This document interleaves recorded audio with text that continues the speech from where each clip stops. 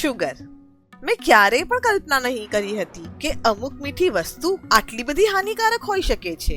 હું અને મારો પરિવાર ગામમાં રહેતા હતા, ત્યાં ખેતી કરતા અને અમે ઉગાડેલો અને એકત્રિત કરેલો તાજો ખોરાક ખાતા. અમે મજબૂત અને સ્વસ્થ હતા. જ્યારે અમારા પર મુશ્કેલ સમય આવ્યો, અમે કામ શોધવા અને શહેરમાં સારું જીવન જીવવા માટે અમારું ગામ છોડી દીધું.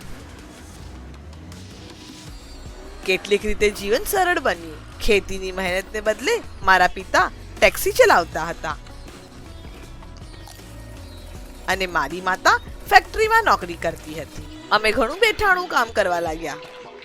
અમારું ભોજન પણ બદલાઈ ગયું. અમને મીઠાઈઓ, ખાંડવાળા પીણા અને ફાસ્ટ ફૂડ ખરીદતા, ખાતા અને પીતા. તેનો સ્વાદ ખૂબ જ સારો લાગતો અને તે ઝડપી અને સરળ રીતે મળે તેવું હતું. આખું શહેર અમને અમારા કુટુંબ જેવું દેખાવા લાગ્યું. મારા પિતાનું પેટ મોટું થઈ ગયું અને તેમને તેનો ગર્વ પણ હતો. તેમણે કહ્યું, આ તો એક સંકેત છે કે આપણી પાસે સારું ખાવા માટે પૂરતા પૈસા છે. એક દિવસ મેં ડાયાબિટીસ પરીક્ષણ માટે એક નોટિસ જોઈ. પોસ્ટર પરનો માણસ મારા પિતા જેવો દેખાવા લાગ્યો. મને આશ્ચર્ય થયું કે મારા પિતાને ડાયાબિટીસના લક્ષણો છે કે તેમને ખૂબ તરસ લાગતી, વારંવાર પેશાબ થતો હતો, તેમની દ્રષ્ટિ પણ ઝાંખી થઈ હતી અને થાક લાગતો હતો.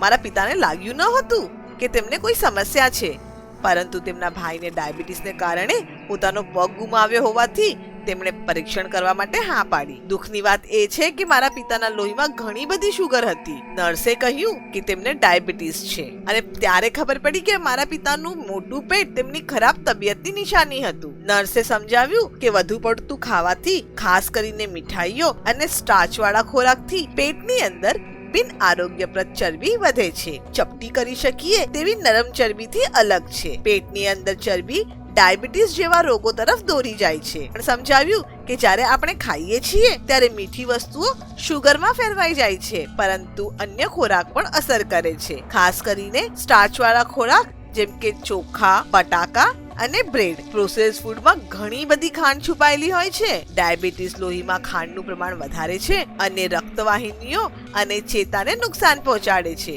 લોકોને હૃદય રોગના હુમલાઓ, સ્ટ્રોક, કિડનીના રોગ અને અંધત્વ થવાની શક્યતા વધી જાય છે. તેમને ડિમેન્શિયા પણ થઈ શકે છે, જે ભૂલી જવાનું છે. ઈજાગ્રસ્ત ચેતાપગને સુન્ન કરી દે છે, જે ચેપ લાગી શકે છે અને અંગ વિચ્છેદન તરફ દોરી શકે છે. ચેતાનું નુકસાન થવાથી શિશ્ન નબળું પણ પડી શકે છે. તે એક ભયંકર રોગ હતો, પરંતુ સારા સમાચાર એ હતા કે મારા પિતા ડાયાબિટીસને નિયંત્રિત કરી શકતા હતા અને તેમને તે સમસ્યાઓ ન હતી. નર્સે સમજાવ્યું, નવા જીવનશૈલી મારા પિતાની સમસ્યાનું કારણ હતી. સ્વસ્થ થવા માટે તેમણે સારું અને ઓછું ખાવું પડ્યું અને વધુ સક્રિય રહેવું પડ્યું.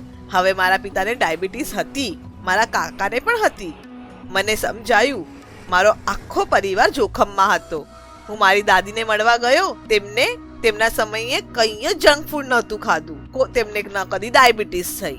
અમે બધાએ સાથે મળીને સંકલ્પ કર્યો. પહેલું, અમે મીઠાઈઓ અને ફાસ્ટ ફૂડ ખરીદવાનું બંધ કરી દીધું. તેના બદલે બજારમાં તાજા ખોરાક, શાકભાજી, અનાજ અને પ્રોટીનથી ભરપૂર ખોરાક જેમ કે કઠોળ, ઈંડા અને માછલી માટે ખરીદી કરી. પછી અમે પરંપરાગત ખોરાક રાંધ્યો, જે પેઢીઓથી અમને સ્વસ્થ રાખતા આવ્યો છે. મારી દાદી કહેતી હતી કે ઘરની રસોઈ એ એક માત્ર ખાતરીપૂર્વક રસ્તો છે કે આપણે સ્વસ્થ ખોરાક ખાઈ રહ્યા છીએ. અમે પણ ઓછું ખાધું, પણ સ્વસ્થ ખાધું અને વધારે ભાત નહીં ખાધો. અમે દરરોજ સવારે ચાલવાનું શરૂ કર્યું. તે વર્ષ દરમિયાન મારા પિતાનું પેટ પણ કમી થઈ ગયું. તેમનું બ્લડ શુગર સારું થયું અને તેમની ઉર્જા પણ પાછી આવી. અને તમને ખબર છે, અમે બધા સ્વસ્થ બન્યા અને ખરેખર તો અમને ખાંડ યાદ જ નથી આવતી. યાદ રાખો, વાસ્તવિક ખોરાક ખાઓ, જાતે રાંધો અને સક્રિય રહો. તમારું કુટુંબ પણ સ્વસ્થ રહી શકે છે.